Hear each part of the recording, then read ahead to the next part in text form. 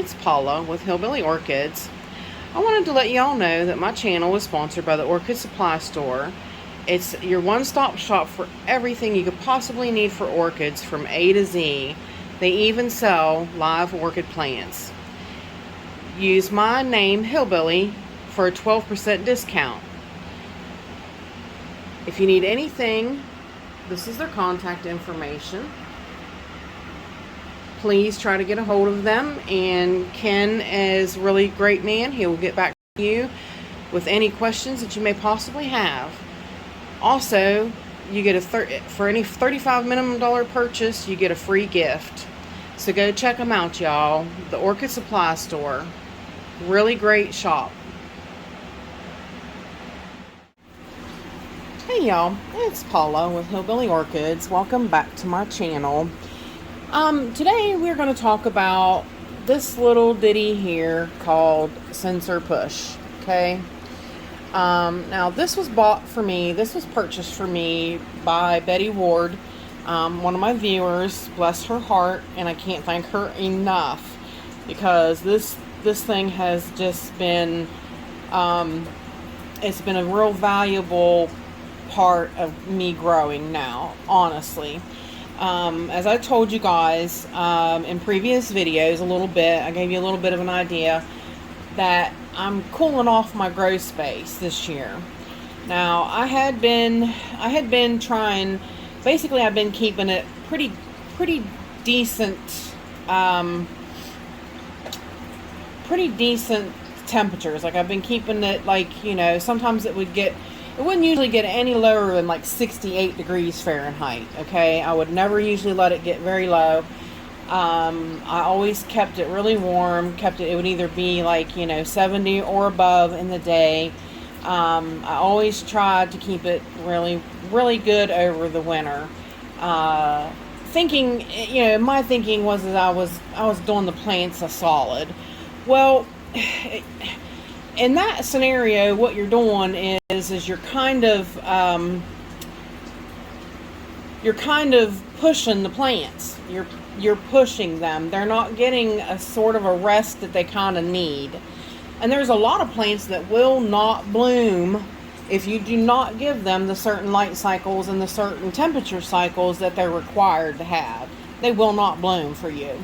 And I've got a few stubborn plants that I'm sure you guys have all heard me talk about, like my Cattleya Ruby Hawaiian Paradise. That thing has never bloomed for me in going on 9 years now.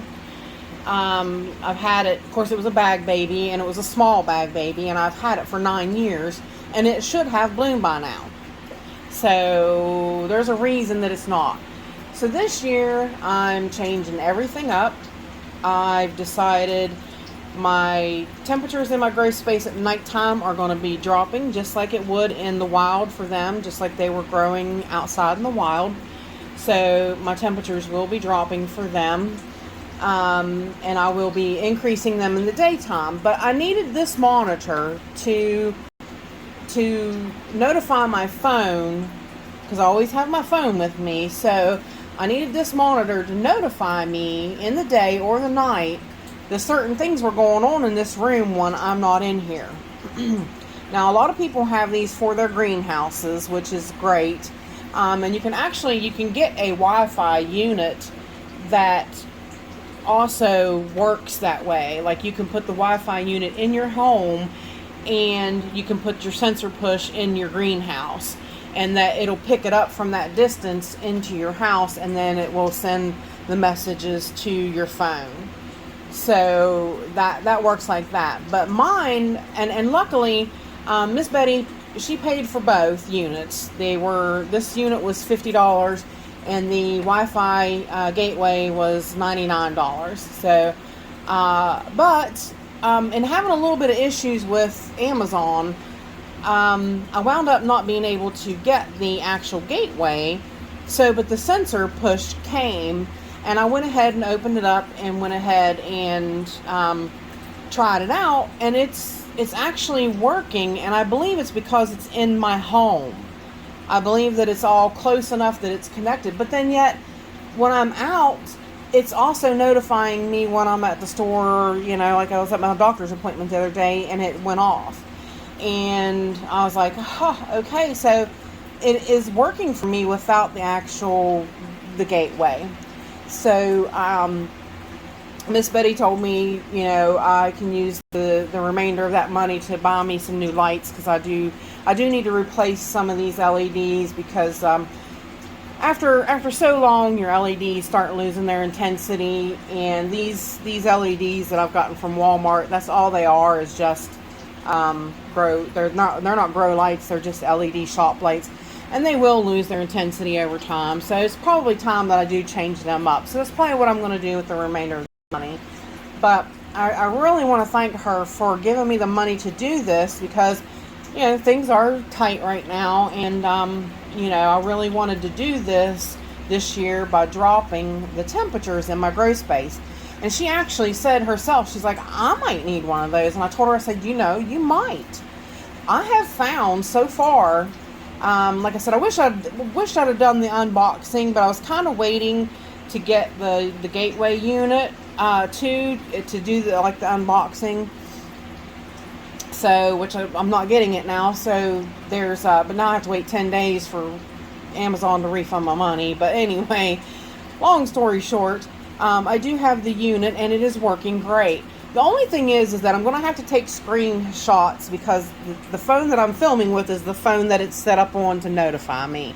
So I can't actually show you on my phone how it works, but I can give you an overall, I can walk through it with you and show you how it shows and reads everything. I can show you, it does graphs of hour, day, month, or hour, day, weekly, monthly, and it shows you like a graph of how your temperatures are fluctuating, how your humidity fluctuates, and you can set those parameters at whatever you want, and that's really, really nice. And this is for this tiny little unit, it's amazing, and it was so easy to set up. It's just remarkable. When you go to set it up on your phone, this image will come up on your phone, and you just simply lay it on top of the phone on that image, and it links itself, and then that's all you have to do. Then you go in, and it's simply, see, I just got a notification right now. My relative humidity is met the limit of 90%, which this does say 93. These are not in sync. These, for some reason, they're a little bit off. They're close in sync, but they're not 100%. But you can see, since I had started up my humidifier again, because I have times when my humidity drops. There was a point where it did go up to 99%, which was entirely too much. So I had to back that off, and I'm having to adjust my humidity, because my humidity, like right now, it's off because the relative humidity is too high, and it's not running. So it'll come back down, and then once it kicks back down, this will come off. This will go turn itself off, because I've got it set to go on and off at a certain, because you can get a humidifier that it has a timer on it, or it has a certain humidity that you want it to shut off, and it will shut off at that rate. So, but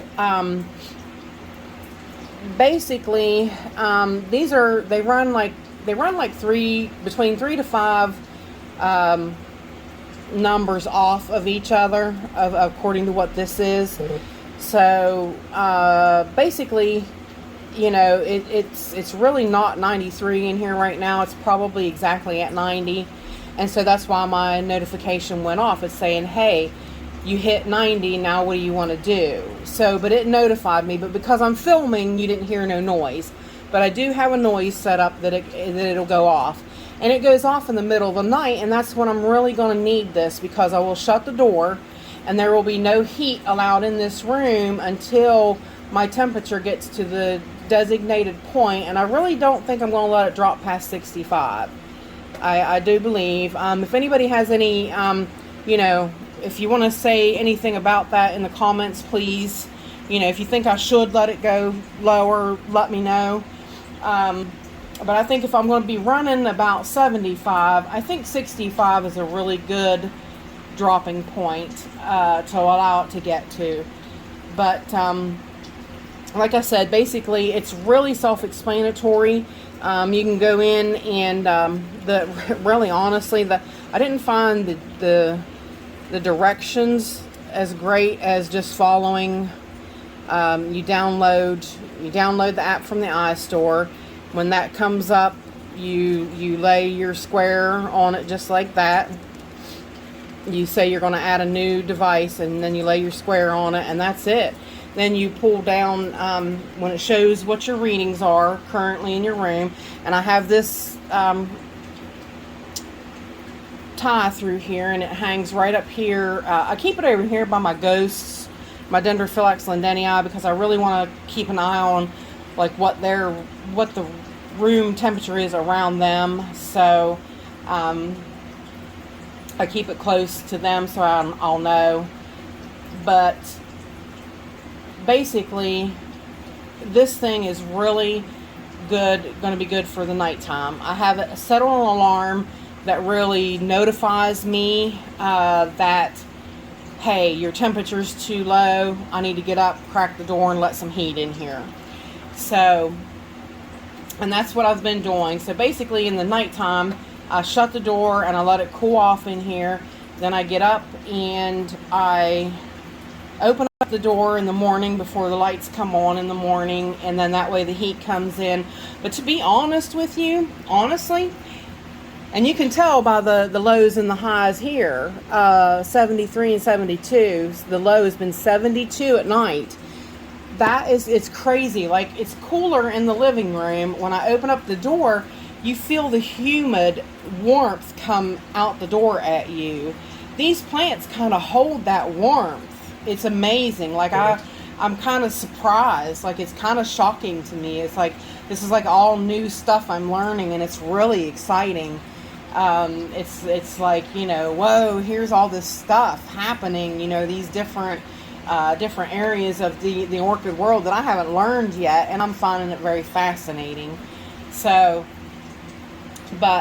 and also, you know, with me doing this, it's going to be better for my plants. But I'm having a little bit, and it's not an issue. This is something that happens anytime that you start dealing with lower temperatures, especially if you're not running heat in the daytimes. Because like today, like we're 75 outside right now. We're kind of having a warm spell. So I'm not running heat in the house. Well, I watered, and now my plants they're not drying out as fast as they normally would. Now, I know it's probably a little hard to see that, but that is moist. That plant is still very moist, and I watered this plant Saturday. Now, can you tell that root is still wet? Normally, had I been running heat and everything, and normal, the temperatures and everything in here that they had been, this plant would have been dry by now. There's no doubt about it. So you have to watch. Now, there's been quite a few plants this past watering day did not get watered because they were still moist. So once they're still moist, you do not want to wet them again, not until you can get things straightened out. And things will level out a little bit when I do start running heat continually. Because once the heat comes in here in the daytime, then these plants will dry out, plus it'll warm up, and they'll kind of more perk up and start using the water and the nutrients. So it kind of makes a little bit of a difference. But I was talking to another person about this. I think it was Austin. He's like, you know, my plants aren't drying out, and I said mine aren't either. So, you know, you don't want to water every week when that happens, because if it comes watering day and this plant is still wet like this, nope, it doesn't get watered again. You skip. And if you have to wait 2 weeks, then you wait 2 weeks. You do not want these guys to stay wet, because if this root gets wet and cold, it's going to kill that root, and that is not what you want.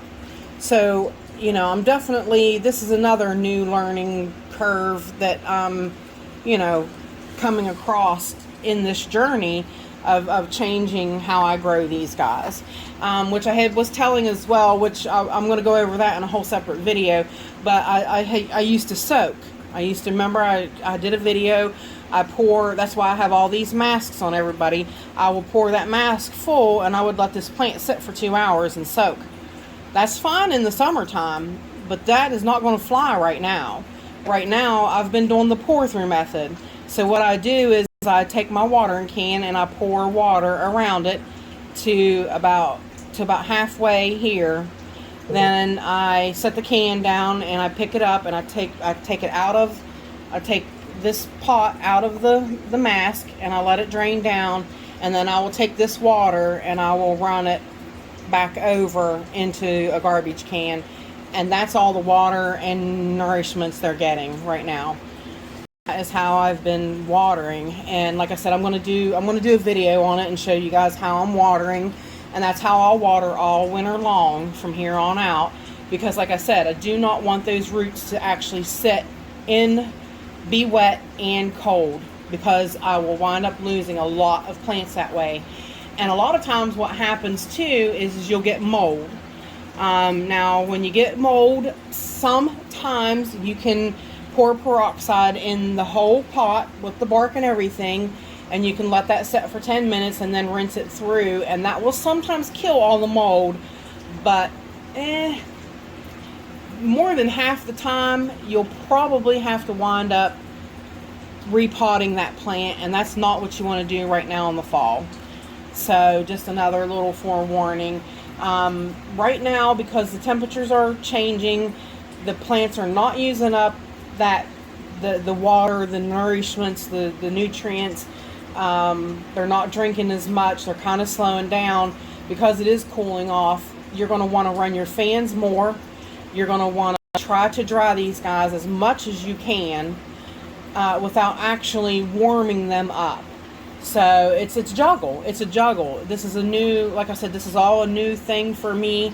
It's kind of an exciting time to see how things go.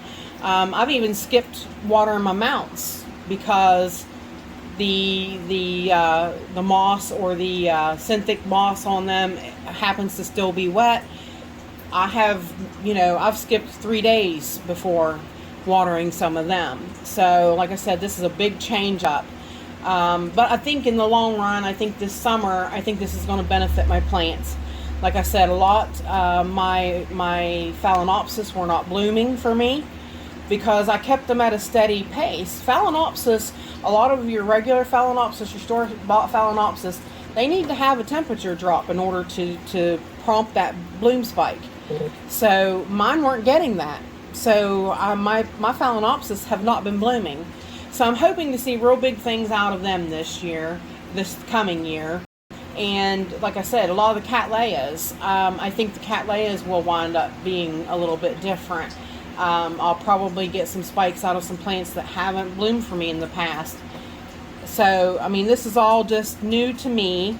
If anybody, please, like I said, if you got any questions or anything you want to add in the comments or anything you want to ask me, like I said, this is a new territory that I'm even touching on and embarking in.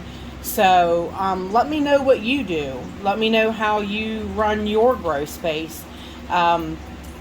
Especially like, a lot of us indoor growers. I mean, if you have a greenhouse or whatnot, it kind of winds up being the same thing, especially now that the temperatures are dropping for quite a few people. But yeah, I think this is going to be a real interesting time and a real interesting turn of events. And again, I really think this unit, like I said, this was a $50 unit. I really think this would benefit a lot of people. I mean, you just don't realize. I'm not sponsored by them or anything, but this was something that I needed to have on hand so that I know what's going on in my grow space when I'm not here. Like I said, even though I am here, it's indicated to me that my humidity hit 90, and I need to drop that now. 90 is too high, and it just put up another notification again. It's above the limit of 90, so I need to. But see, this says it's 92, so this says it's actually dropping. But my humidifier is off, so if I'm going to give it a little bit, give it like a half hour leeway and see if it doesn't come down on its own because the humidifier went off. I might need to lower the setting on the humidifier again. But like I said, I'm just kind of learning all these, and I'm just kind of playing with them now. So, and like I said, I'll show you, I'll put some pictures up on the screen of what it shows you and how it shows you alerts, how you know, and I'll kind of, I'll fit them in throughout the video somehow along the way. I know you need to kind of hear me talk about it, but yet you do need to see the visual of what the screens look like with, like I said, it actually gives you number readings, but then the next page over gives you actual graphs and shows you on the graphs at what time, these things happen when your stuff's fluctuating. And it's really, really interesting. But, I really think a lot of people would find this interesting to have it in their grow space as well. And like I said, the best thing is they're not hard to use. But again, I really want to thank Miss Betty Ward for purchasing that for me.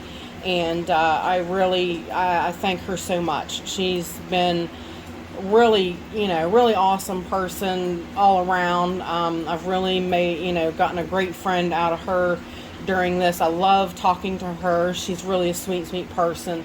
And I appreciate everything she does for me. She's really, really, like I said, really a great person. I love talking to her.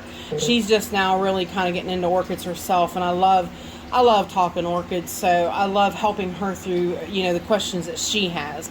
I'm trying to do the Rick L thing. Rick L, he really helped me in the beginning when I needed help. And, like I said, I reached out to a lot of people, and nobody would help me but Rick. And I want to return that favor to as many people as I can. I know there's a lot of newbies out there, and orchids can be intimidating. But I don't want them to be intimidating. I want them to be a learning process, and I want you to be as excited as I am about learning new avenues and different aspects of how these guys grow. So, but again, here we are. I'm going to close up now, and we can have some discussion in the comments. And please let me know what you do, or let me know if you all have a sensor push.